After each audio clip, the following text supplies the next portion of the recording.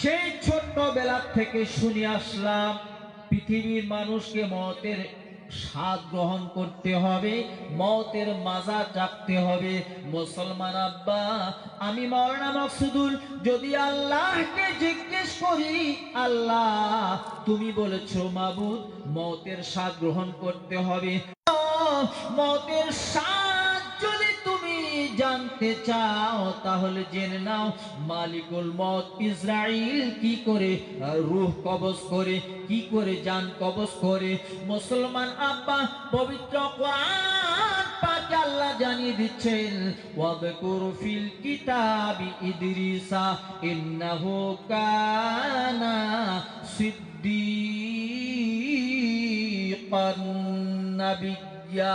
আল্লাহ বলছেন আর তোমরা কিতাবের মধ্যে মানে কোরআন পাকের মধ্যে তোমরা স্মরণ করো হযরত ইদ্রিস আলাইহিস সালামকে।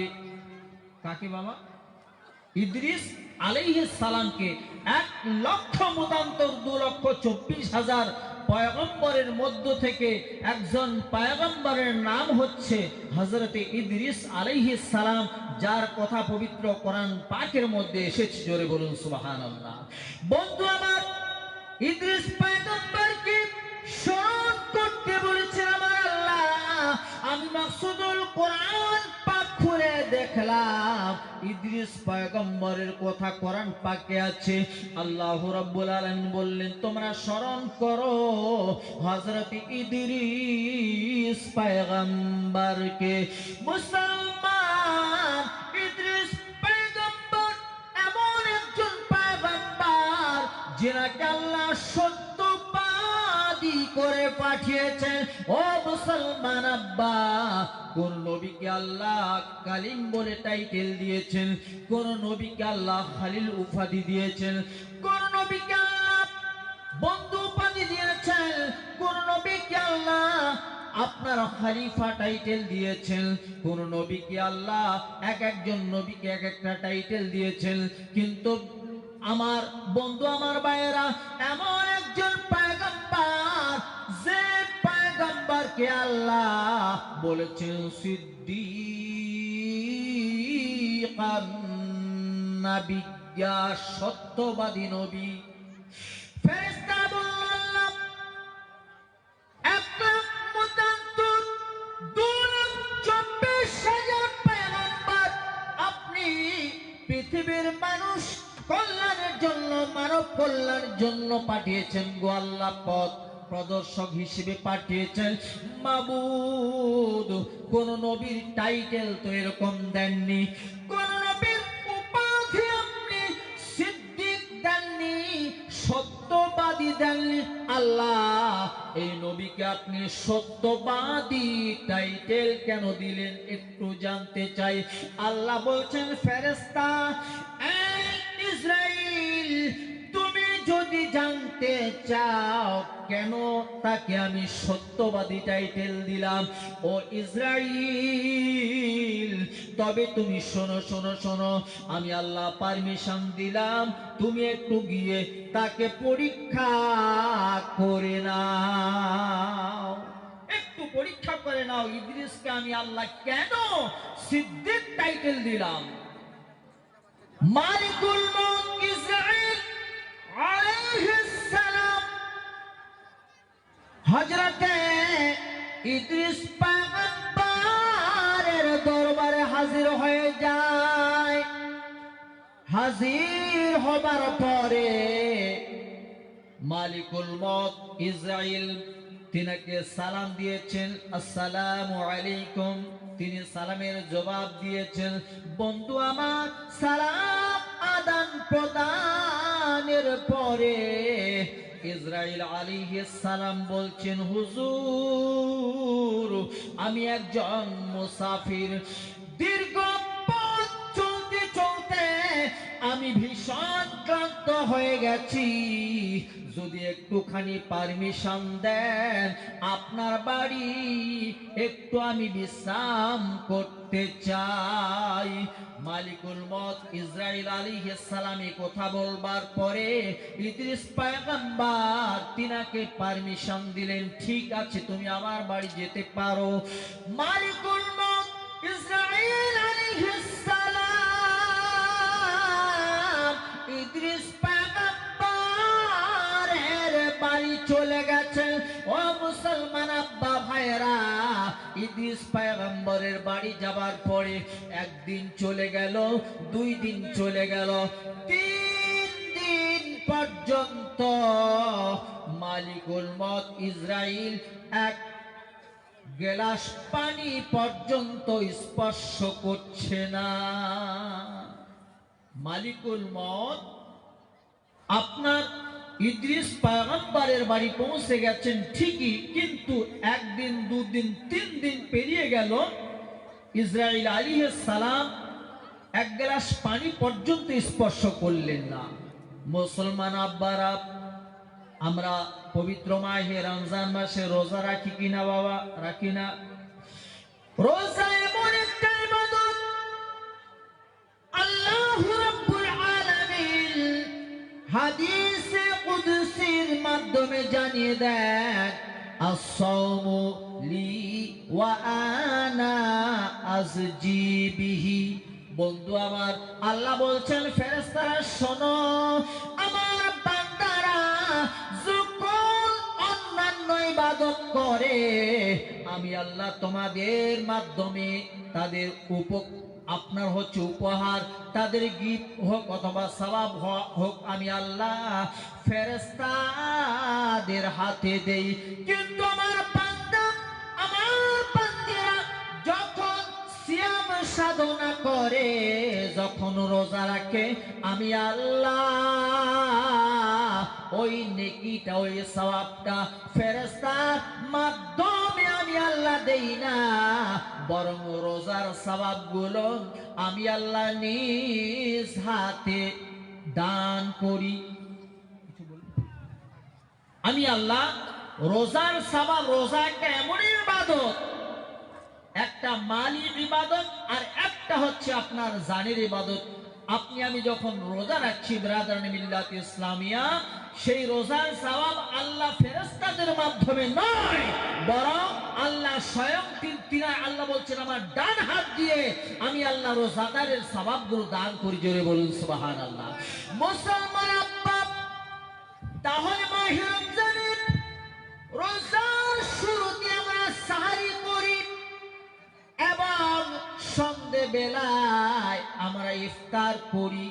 বন্ধু আমার, সারাদিন আমরা পানাহার করি না, কিন্তু সন্ধ্যায় তো করি কিনা বাবা? মুসলমান আব্বা, কিন্তু যদি রোজা রাখতো ওই সাওয়ালি, ওই মুসাফির, যিনি মুসাফির হালতে গেছেন, যার নাম হচ্ছে মালিকুল মউত হযরত ইসরাইল আলাইহিস সালাম, তিনি মুসাফির হালতে গেছেন, 1 দিন 2 দিন 3 দিন পানি পর্যন্ত পান করেননি, কারণ আল্লাহর ফেরেশতারা পানি পান করে না, খানা খায় না, কোনো কিছু হাজাত তাদের নেই। সুতরাং তিনি যখন খাচ্ছেন না, আপনার ইদ্রিস পয়গম্বরের একটা সন্দেহ হলো, তিনি চিন্তা করছেন কি ব্যাপার, 3 দিন পর্যন্ত এই মেহমান 1 গ্লাস পানি পর্যন্ত খাচ্ছেন না, বিষয়টাকে একটু জানার দরকার আছে। বন্ধু আমার, মালিকুল মউত ইসরাইল আলাইহিস সালামকে ইদ্রিস পয়গম্বর প্রশ্ন করলেন, এই মেহমান, আজকে 3 দিন হয়ে গেল আপনি পানি পর্যন্ত পান করলেন না, আপনি মেহমানদারির সুযোগ আমাকে দিলেন না। বলে, কেন আপনি পানি পান করছেন না, খাওয়া খাচ্ছেন না, কি বিষয় বলুন তো? আপনি কি মানুষ নাকি অন্য কিছু? হযরত আজরাইল আলাইহিস সালাম বলেছেন, হুজুর, আমি কোন আদম সন্তান নই, বরং আমি আল্লাহর পক্ষ থেকে এসেছি, আমি আল্লাহর নূরের সৃষ্টি, আমি হযরতে ইসরাঈল আলাইহিস সালাম। বলছে হুজুর আপনি এসেছেন কেন? এই মালিকুল মউত ইসরাঈল, আপনি কি আমার জান কবজ করার জন্য এসেছেন? বলছেন না না না, আপনার জান কবজ করার জন্য আসি নাই, বরং আমি আসলাম আপনার সঙ্গে বন্ধুত্ব করবার জন্য। কিসের জন্য বাবা? বন্ধুত্ব করার জন্য। বলুন এবার, যে মালিকুল মউত আজরাইল আলাইহিস সালামকে আল্লাহ রাব্বুল আলামিন পাওয়ারফুল করেছেন, কারণ সারা বিশ্বের সমস্ত জানদার চিজ, জানদার যাদের মধ্যে জান আছে, সকল রূহকে বের করার যাকে পাওয়ার দিয়েছেন আল্লাহ, সে মালিকুল মউত ইসরাঈল যদি আজকে আপনার ওনার যদি বন্ধু হতে চায়, তাহলে কতই না সৌভাগ্যবান আমরা, ঠিক কিনা বাবা?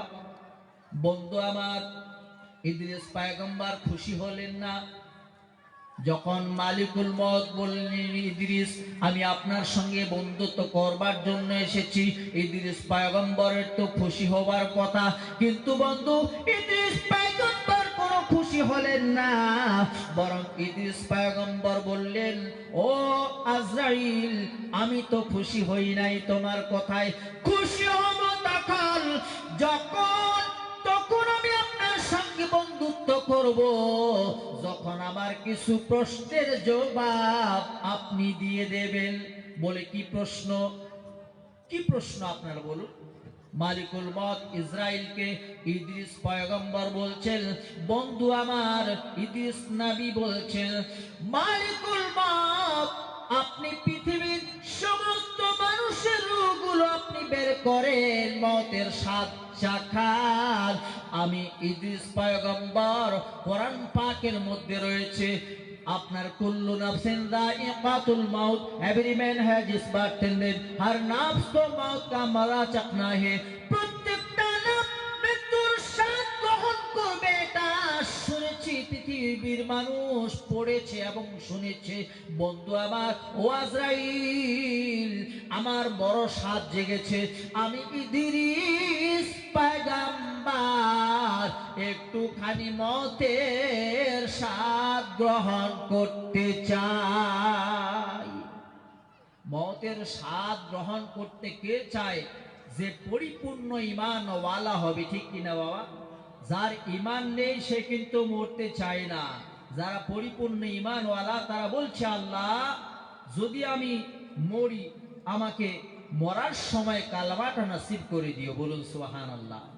মওতের ভয় করে না, কিন্তু মওতের আগে কালেমা নসিবের জন্য আল্লাহর দরবারে দরখাস্ত করে, কারণ এই কালেমা যার নসিব হয়ে গেল মওতের সময়, ওই মানুষটা ঈমানওয়ালার মৃত্যুবরণ করবে, ওই মানুষটা জান্নাতি মেহমান হয়ে কবরে চলে যাবে, কবর থেকে জান্নাত পর্যন্ত সুরঙ্গ হয়ে যাবে। জোরে বলুন সুবহানাল্লাহ। ব্রাদার মিল্লাত ইসলামিয়া, ইদ্রিস পয়গম্বর আল্লাহর দরবারে দোয়া করছেন, আল্লাহ তোমার এই ফেরেশতাকে একটু হুকুম দাও যেন আমাকে একটু মওতের স্বাদ গ্রহণ করায়। আল্লাহ হুকুম দিল, ও মালিকুল মউত, আমার বন্ধুর বড় আশা জেগেছে, একটু মওতের স্বাদ গ্রহণ করবে। মৃত্যুর স্বাদটা কিরকম গ্রহণ করবে? মালিকুল মউত ইসরাঈল আল্লাহর হুকুম পাওয়া মাত্র, বন্ধু আমার একটা কথা মনে রাখবেন, যতক্ষণ পর্যন্ত আল্লাহর হুকুম না হয় পৃথিবীর কোন জান্নারের রূহ বের করা আজরাইলের বাবারও কোনো ক্ষমতা নাই। আছে কি বাবা? নাই। কারণটি হলো, যখন আমি মাওলানা মাসউদুলের মওতের সময় হয়ে যাবে তার 40 দিন পূর্বে আমার বন্ধু আমার ভাইয়েরা একটা বৃক্ষ তৈরি করা হয়েছে। আল্লাহ রাব্বুল আলামিন ওই বৃক্ষের প্রত্যেক পাতায় পাতায় প্রত্যেকটা আদম সন্তানের নাম লেখা আছে। আমি মাকসুদুলের নাম যে পাতায় লেখা আছে, মৃত্যুর 40 দিন পূর্বে ওই গাছের পাতাটা লাল হলুদ বর্ণ হয়ে যাবে, যেরকম গাছের পাতাগুলো পেকে যায়। পাতা পেকে যাওয়ার পরে ফেরেশতারা জানতে পারবে 40 দিন পূর্বে এলান হয়ে যায় যে 40 দিন পরে ওই মকসুদুলের জান কবজ হয়ে যাবে। 40 দিন পরে মকসুদুলের জান কবজ হবে, এটা আল্লাহর সমস্ত ফেরেশতারা জানতে পারেন। কিন্তু আপনারা প্রশ্ন করতে পারেন যে এই মাওলানা, তাহলে মানুষ কেন জানে না? আল্লাহ, মানুষ যদি এত চতুর, তো আল্লাহ তো তার থেকে বেশি চতুর, কারণ আল্লাহ সমস্ত সৃষ্টির স্রষ্টা। জোরে বলুন সুবহানাল্লাহ। আল্লাহ জানে যে আমার বান্দা যদি জানতো যে 40 দিন পরে আমার মৃত্যু হবে, তাহলে 40 দিন আগে তওবা করে মানুষটা, সে জীবনে মানুষকে কাটাকাটি খুনাখুনি সব হারাম হালাল কোনো কিছু বেঁচে চলতো না, আর 40 দিন পরে তওবা করে পরিপূর্ণ সেই ইমানদার হয়ে মৃত্যুবরণ করত। যার কারণে আল্লাহ কিন্তু এই চান্সটা আপনাকে আমাকে দিল না। আল্লাহর সমস্ত ফেরেশতারা জানতে পারেন 40 দিন পূর্বে যে মকসুদুলের মত 40 দিন পরে হবে। বোঝা গেল কথাটা বাপ? এদিকে লক্ষ্য রাখবেন, অ্যাটেনশন প্লিজ। আপনারা ফুলটা অনেক দেখেছেন, বক্সও দেখেছেন, এদিকে লক্ষ্য রাখেন। কোরআন হাদিস শেষ সময় শেষ। বাবা আমার, আমি অনুরোধ করছি, আপনারা এটা মনে করবেন না যে দীর্ঘক্ষণ আমি আপনাদের সামনে চিৎকার করব। দীর্ঘক্ষণ বলার জন্য আসি নাই, যেহেতু শ্বশুর বাড়ির জালসা, সবাই আপনারা আমার আপন, ঠিক কিনা বাপ? তো আমার পরে যিনি আসবেন, আমার পরে যিনি আসবেন আপনাদের জন্য নতুন, আমাদের জন্য সুপরিচিত, কারণ একসঙ্গে আমাদের জালসা হয়। উনি এসে যদি এরকম এলোমেলো দেখেন, তাহলে হয়তো মনে করবেন যে মাওলানা মকসুদুলের এলাকায় ওনার শ্বশুর বাড়ি জালসাতে গেলাম, এরকম এলোমেলো মেহফিল, একটা আমারও বদনাম হবে, আপনারও হবে, ঠিক কিনা বাবা? তাই আমি আপনাদের সকলকে দুটো পায়ে হাত দিয়ে একটু বলছি, আমি আপনারা সবাই মেহেরবানি করে পেন্ডালের ভিতরে এসে বসে যান।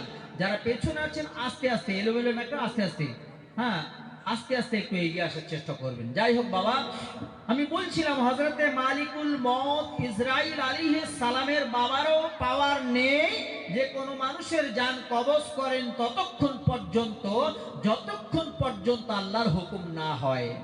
ব্রাদার মিল্লাত ইসলামিয়া, আল্লাহ হুকুম দিলেন ইসরাইল শোনো, আমার বন্ধু ইদ্রিস পয়গম্বরের বড় স্বাদ জেগেছে, একটু মৃত্যুর স্বাদ গ্রহণ করবে। তুমি মৃত্যু দান করো, রূহটাকে বের করে নাও। আল্লাহর হুকুমে রূহটা যখন বের করা হলো, বের করার সঙ্গে সঙ্গে ইদ্রিস পয়গম্বর ইন্তেকাল হয়ে গেল। সবাই পড়ুন ইন্না লিল্লাহি ওয়া ইন্না ইলাইহি রাজিউন।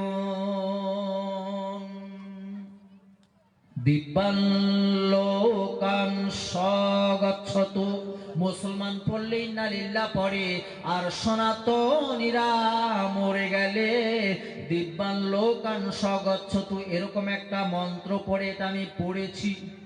বন্ধু আমার, ইদ্রিস পয়গম্বর ইন্তেকাল হবার পরে মালিকুল মউত আজরাইল আল্লাহর দরবারে দোয়া করছেন, আল্লাহ আমি তো এনার সঙ্গে দোস্তি করবার জন্য এসেছি, আল্লাহ আপনি মওতের হুকুম দিলেন, আমি রূহটা বের করলাম, মাবুদ এখন আমি কি করে ইদ্রিসের সঙ্গে দোস্তি করব? আল্লাহ তুমি ইদ্রিস পয়গম্বরের জানটা ফিরিয়ে দাও। জোরে বলুন সুবহানাল্লাহ। সঙ্গে সঙ্গে ইদ্রিস পয়গম্বরকে দ্বিতীয়বার তার জান ফিরিয়ে দেওয়া হলো। জান ফিরিয়ে দেওয়ার পরে তিনি জিন্দা হয়ে গেছেন। জোরে বলুন সুবহানাল্লাহ। প্রশ্ন করা হলো, হুজুর আপনাকে যে মৃত্যুর স্বাদ দেওয়া হলো, আপনার কিরকম লেগেছে? শোনেন, যিনাকে আল্লাহ সিদ্দিকান নাবিয়্যা টাইটেল দিয়েছেন, তিনি মিথ্যে কথা বলতে, নবীগণ তো মিথ্যে কথা বলতেই পারে না, এটা আমাদের ঈমান ও আকীদা রাখতে হবে, ঠিক কিনা? তারপরেও আল্লাহ একদম এখানে একটা টাইটেল উপাধি দিয়েছেন সিদ্দিকান নাবিয়া, সত্যবাদী নবী। ইনি কি বলছেন দেখুন মওতের সম্পর্কে, তিনি কি বলছেন। ইসরাইল শোনো, আমি ইদ্রিস পয়গম্বর যখন মওতের মজা চাখলাম, মওতের স্বাদ যখন আমি গ্রহণ করলাম, ও মুসলমান, অনেকে বলে মরলে দেখা যাবে, মরার পরে তুমি কি দেখবে মুসলমান? না বোঝার কারণে এই সমস্ত কুফরি কালাম আমরা বলে থাকি। যারা বলেছেন তারা তওবা করে নেবে। মুসলমান, আজকে একটা ছোট্ট কাঁটা যদি আঙ্গুলে বিঁধে, আপনার পায়ের আঙ্গুলে অথবা পায়ের পাতার মধ্যে ছোট্ট একটা কাঁটা লেগে যায়, আব্বা আমার ওই কাঁটার যন্ত্রণা এত আপনার কলিজায় ব্যথা লেগে যায়, মাথায় ব্যথা চড়ে যায়, ঠিক কিনা বাবা? লাগে কিনা? ছোট্ট খুঁড়িয়ার কাঁটা যদি লাগে, আমার এখানে লেগেছে পায়ে, কানেকশন হলো বুকে, কানেকশন হলো মাথায়, ব্যথাটা এমন ভাবে চড়ে যায়। একটা কাঁটা যদি আপনি সহ্য করতে না পারেন, তাহলে কি করে আপনি আমি বলতে পারি মরার পরে দেখা যাবে? এটা বলা কি ঠিক? একটা কাটা, একটা ব্লেড দিয়ে আপনি নখ কাটছেন, কাটতে কাটতে চাক করে একটু অন্যদিকে ব্লেডটা চলে গেছে আঙ্গুলের মাথায়, ছোট্ট করে কেটে গেলে এই ব্যথা, এই যন্ত্রণা কয়েকদিন যাবত আপনি কিন্তু আঙ্গুলের ব্যথাটা সহ্য হচ্ছে না, ঠিক কিনা? এতটুকু ব্যথা আপনারা আমরা সহ্য করতে পারছি না, আর আমরা যদি এই মুখে জাবানে বলি মরার পরে দেখা যাবে, তাহলে কত বড় কুফরি কালাম হচ্ছে।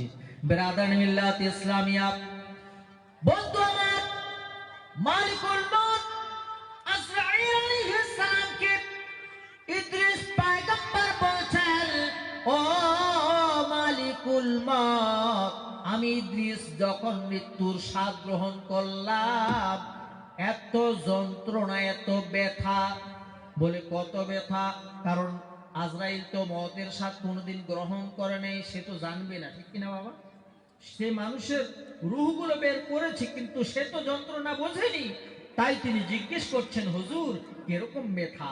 ইদ্রিস পয়গম্বর বলছে, ভাই এত ব্যথা, যদি কোনো জীবদ্দশায় কোনো মানুষকে মাথা থেকে পা পর্যন্ত চামড়াখানা টেনে টেনে ছিলে নেওয়া যায়, তাতে যত যন্ত্রণা হবে না, তার থেকে 70 গুণ বেশি যন্ত্রণা হলো মৃত্যুর যন্ত্রণা। বলুন নাউজুবিল্লাহ। এই মৃত্যুর যন্ত্রণা থেকে আল্লাহ রাব্বুল আলামিন আপনাকে আমাকে সবাইকে হেফাজত করুন, সকলে বলুন আমিন। ব্রাদার মিল্লাত ইসলামিয়া, এবার মালিকুল মউত আজরাইল বলছেন, হুজুর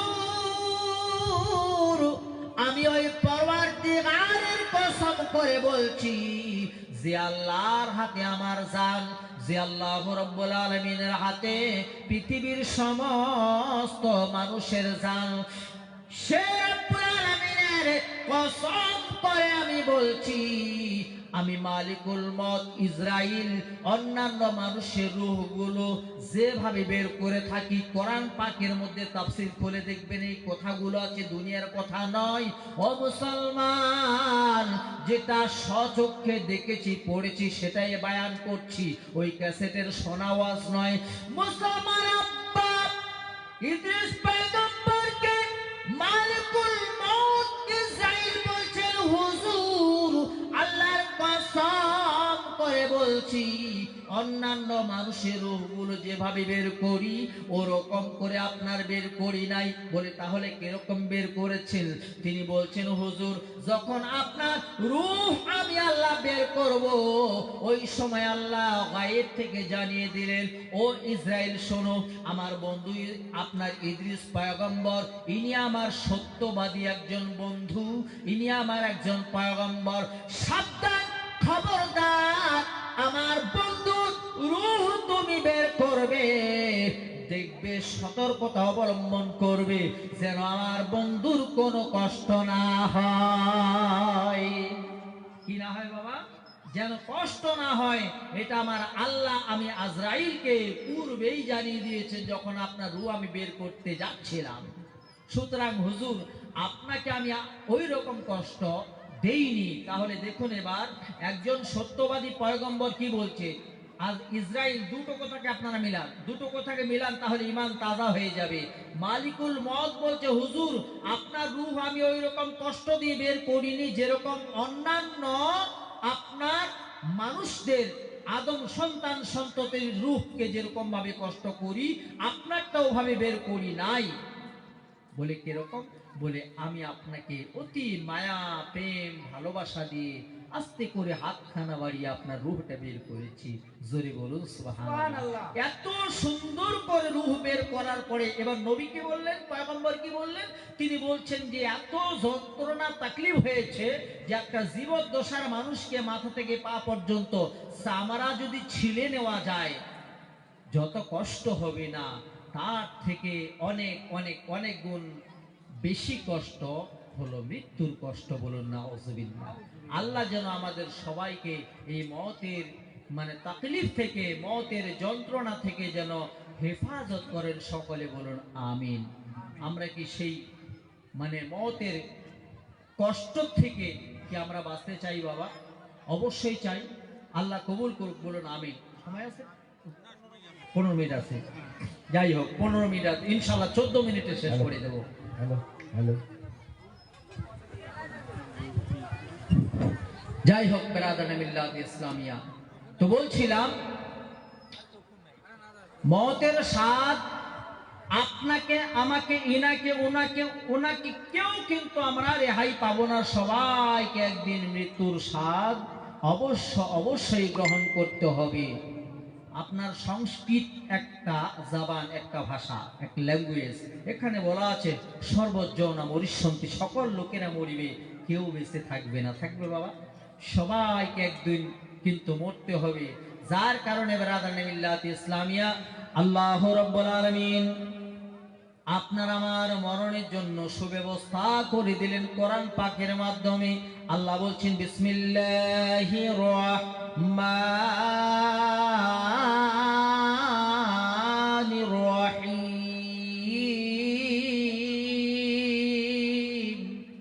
ওয়ালা তামুতুন্না ইল্লা ওয়া আনতুম মুসলিমুন।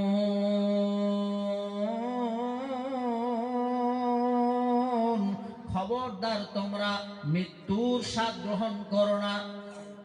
একটু আগে আমরা কি শুনলাম যে প্রত্যেকটা মানুষকে মৃত্যুর স্বাদ গ্রহণ করতে হবে। আবার কোরআন বলছে খবরদার মৃত্যুর স্বাদ গ্রহণ করো না। এবার প্রশ্ন করবো কিনা আমার, বলুন। যাই কোরআন তুমি বলে দাও। একটু আগে মাওলানা মাকসুদুলের জবান থেকে শুনলাম প্রত্যেকটা জানদার চিজকে মরতে হবে। আবার একটু পরে কোরআন নাকি বলছে ওয়ালা তামুতুন্না, ততক্ষণ পর্যন্ত মরো না। এবার আসুন পয়েন্টে, ততক্ষণ পর্যন্ত মরো না ইল্লা ওয়া আনতুম মুসলিমুন, যতক্ষণ পর্যন্ত তোমরা পরিপূর্ণ মুসলমান হবে না ততক্ষণ পর্যন্ত তোমরা মৃত্যু বরণ করো না। এবার বোঝা গেল বাপ, মরতে তো অবশ্যই হবে, মরতে অবশ্যই হবে, কিন্তু কোরআন বলছে ততক্ষণ পর্যন্ত। কতক্ষণ পর্যন্ত? যতক্ষণ পর্যন্ত তোমরা পরিপূর্ণ মুমিন হবে না ততক্ষণ পর্যন্ত তোমরা মৃত্যুর স্বাদ গ্রহণ করো না। এবার আমি যদি মকসুদুল চিন্তা করি যে আমার এখন একটা আনুমানিক ধরুন আমার 40 বছর চলছে, এবার যদি আমি কোরআন অনুযায়ী যদি চিন্তা করি, আল্লাহ তো বলেছে ততক্ষণ পর্যন্ত বড় না যতক্ষণ পর্যন্ত তুমি পরিপূর্ণ ইমানদার হবে না। এবার আমি অপেক্ষা করে আসছি যে 100 বছর পর্যন্ত আমি মরবো না। এটা সম্ভব? এটা সম্ভব? সম্ভব নয়। কারণ যখনই আল্লাহর হুকুম হবে যেতে হবে, আমরা ওই অবস্থায় যদি বলি আল্লাহ একটু সময় দাও, আমি একটু পরে যাই, হবে না। কেন?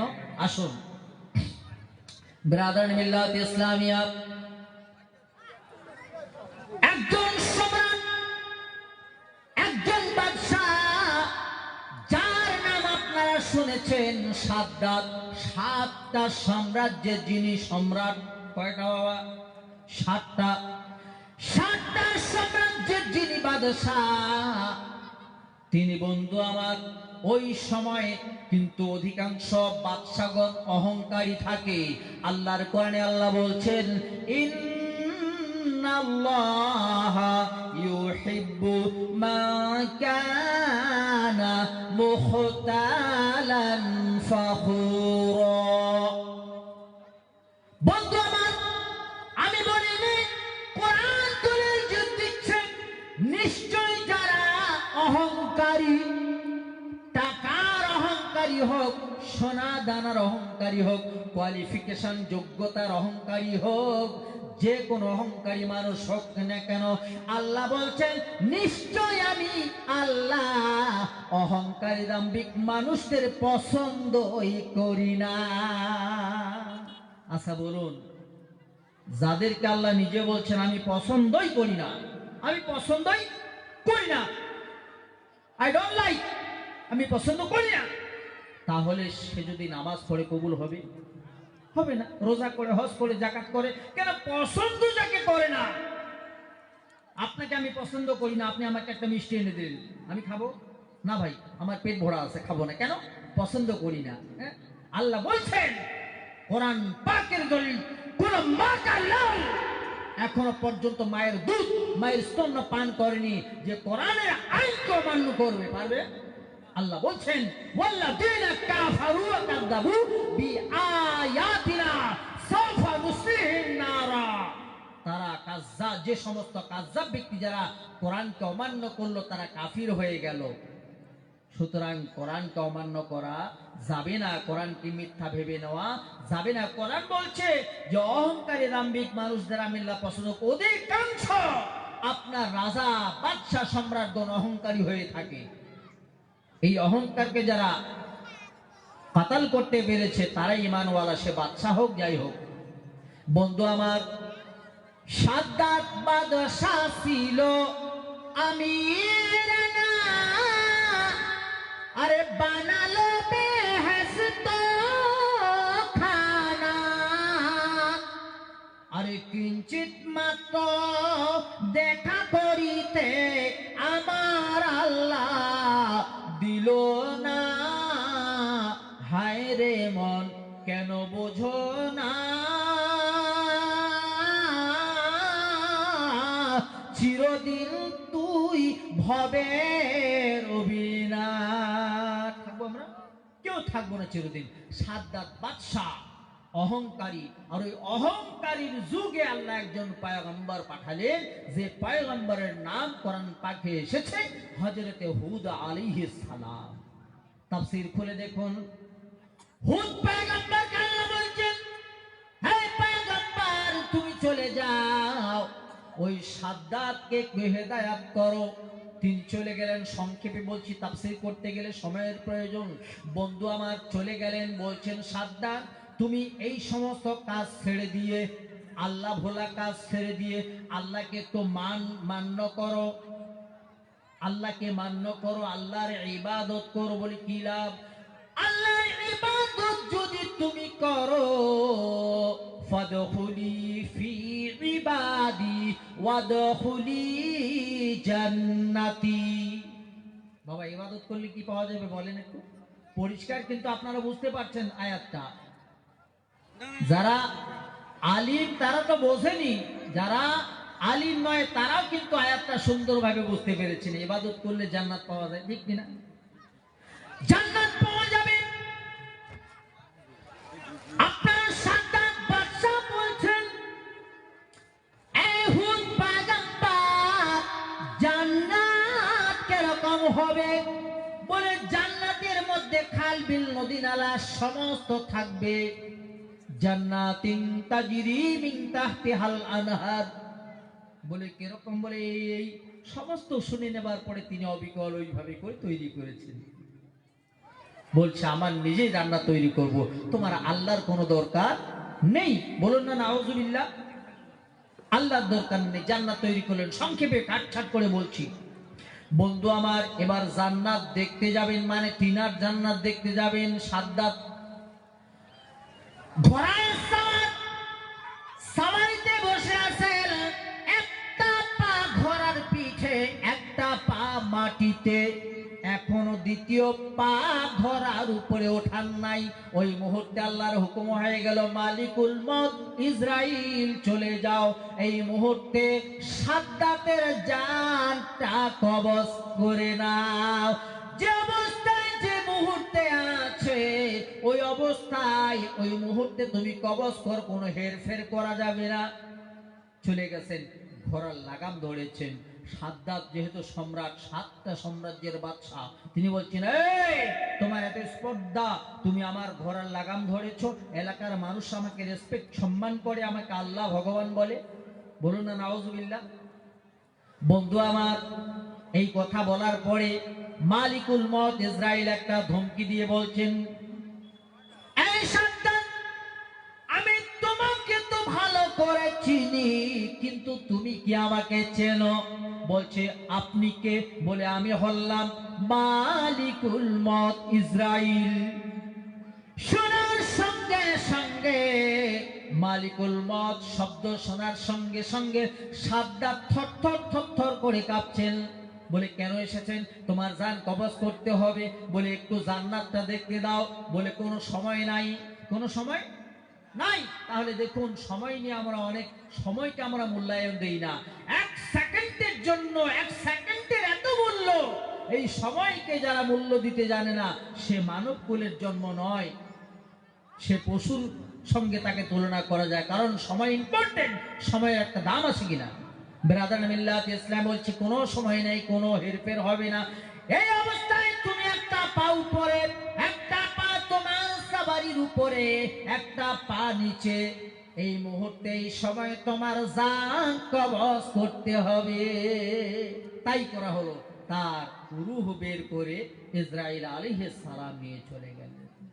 তো ব্রাদার মিল্লাত ইসলামিয়া, তাহলে বোঝা গেল মত প্রত্যেকটা মানুষকে যখন যে অবস্থায় যে থাকবে, ওই মুহূর্তে ওই অবস্থায় তার জান কবজ করা হবে।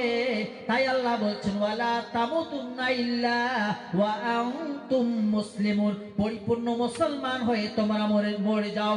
ওই মুসলমান, এবার পরিপূর্ণ মুসলমান যদি আমি হতে চাই, তাহলে একটা ডায়েরি সামনে রাখুন, একটা কলম রাখুন, একটা খাতা একটা কলম রাখলেন।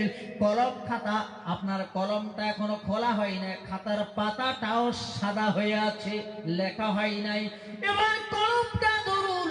1 নম্বরে পরিপূর্ণ মুসলমান হতে গেলে সর্বপ্রথমে আল্লাহ রাসূল সাল্লাল্লাহু আলাইহি ওয়াসাল্লাম বলছেন, বুনিয়াল ইসলামি আলা 5 শাহাদাতু আল্লা ইলাহা ইল্লাল্লাহ ওয়া আন্না মুহাম্মাদান আবদুহু ওয়া রাসূলুহু ওয়া ইকামাস সালাহ। আল্লাহ রসুল বলছে, আমি বলিনি, আল্লাহ রসুল বলছেন যে ইসলামের বুনিয়াদ হলো 5, তার মধ্যে আউয়াল নম্বরে হলো কালমা তাইয়্যিবা, লা ইলাহা ইল্লাল্লাহু মুহাম্মাদুর রাসূলুল্লাহ। অনেকে আমরা কলেমাটা সঠিকভাবে পড়তে, অধিকাংশ আলিমদের কথা বলছেন, অধিকাংশ আমরা আম পাবলিক যারা আছি, অধিকাংশ মুসলমান কলেমা কিন্তু পরিষ্কারভাবে বলতে পারি না। একটা অক্ষর যদি উল্টো পাল্টা পড়ি, অক্ষরের মানেটা চেঞ্জ হয়ে যাবে, ঠিক কিনা? মিনিং চেঞ্জ যখন হয়ে যাবে, আপনি আমি গুনেহগার হয়ে যাব। এই জন্য মুসলমান পরিষ্কারভাবে কালমা শরীফ পড়তে হবে, লা ইলাহা ইল্লাল্লাহু মুহাম্মাদুর রাসূলুল্লাহ, there is no God but Allah, Muhammad is the messenger of Allah, আল্লাহ ছাড়া দ্বিতীয় কোনো ইবাদতের লায়েক নেই। হযরত মুহাম্মদ মুস্তাফা সাল্লাল্লাহু তাআলা আলাইহি ওয়াসাল্লাম আল্লাহর প্রেরিত পুরুষ, আপনার আমার সকলের জন্য নবী পয়গম্বর হয়ে এসেছেন। জোরে বলুন সুবহানাল্লাহ। যাই হোক বাবা, আমাকে শেষ করতে হচ্ছে। একটা বেদের মন্ত্র বলছি। কল্কি পুরাণ নামক একটা গ্রন্থ সনাতন ধর্মের, এই সনাতন ধর্মের গ্রন্থের মধ্যে কিন্তু বাবা, না বললাম উত্তরায়ণ বেদ, উত্তরায়ণ বেদের মধ্যে লেখা আছে, লা ইলাহা হার্তি পাপম ইল্লা ইলাহা পরমপদম জন্ম বৈকুণ্ঠ পর অপিনুতি তজ্জপি নাম মুহাম্মাদাম। এই আপনার মন্ত্রের মানেটা করে আমি শেষ করছি। যেহেতু পেছন থেকে একজন বলেছিলেন যে সনাতন ধর্মে কিছু বলেন, সনাতন ধর্মের আলোচনা যখন বাইরে আমি করি, দীর্ঘক্ষণ সময় তারা দেয়, সেখানে আলোচনা করি। আমি বলি না যে আমাকে সময় দেন, কারণ যেহেতু নিজেরাই আমাদের মেহফিল, ঠিক কিনা? মানেটা করে দিচ্ছি। লা ইলাহা হারফি পাপম, যদি তোমরা লা ইলাহা পড়ে নাও তোমাদের পাপগুলো মাফ হয়ে যাবে। ইল্লাল্লাহ যদি তোমরা পড়ো, তোমরা মানে প্রচুর পরিমাণে সম্মানের অধিকারী হবে।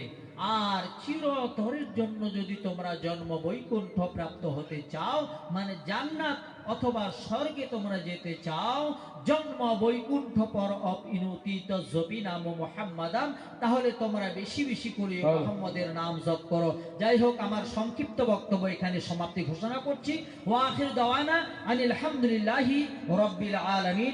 আসসালাম।